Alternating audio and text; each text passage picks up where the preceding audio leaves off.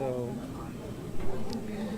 this is Monday's update, artistic update. I've tried to change the title to make it a little bit more unique from some of the other blogs out there.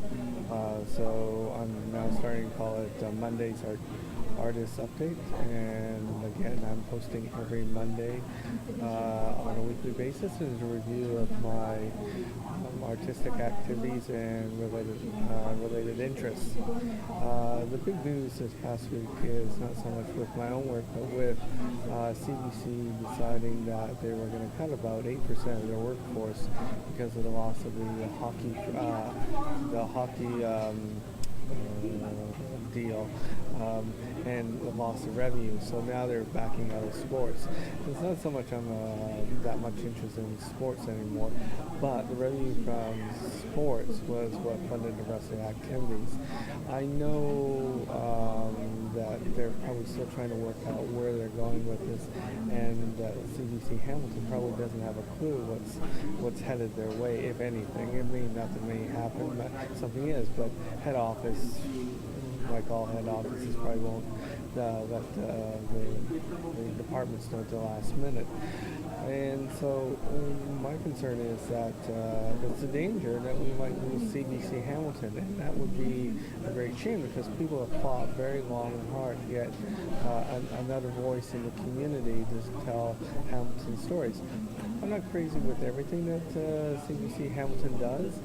I think its coverage of the arts sector is rather weak, and Hamilton also has a very vibrant music community, and CBC has made a big effort in providing online streaming of music, but again the coverage is on the rather weak side. I appreciate that there's a limited budget, a limited staffing, there's only so many things you can cover, but CBC Hamilton is on James Street North in the middle of the earthquake. That's the artist explosion that's happening. It's reshaping Hamilton, and its coverage of it hasn't been it's been minimal in my opinion. Nevertheless, that's my criticism of CBC Hamilton, but it's still doing a fantastic job at telling our stories.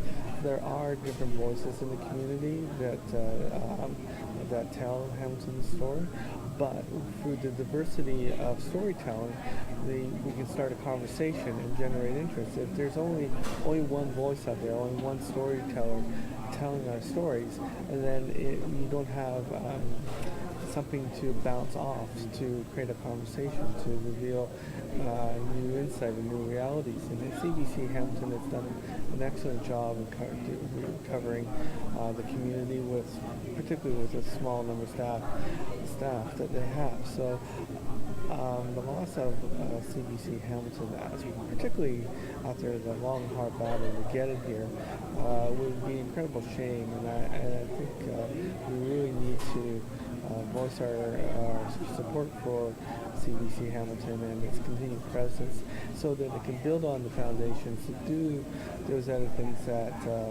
I might find that needs more coverage, like the arts, music, stronger emphasis on heritage. They've been doing a good job, but Paul Wilson, I think, must have retired because the coverage has gone down a little bit.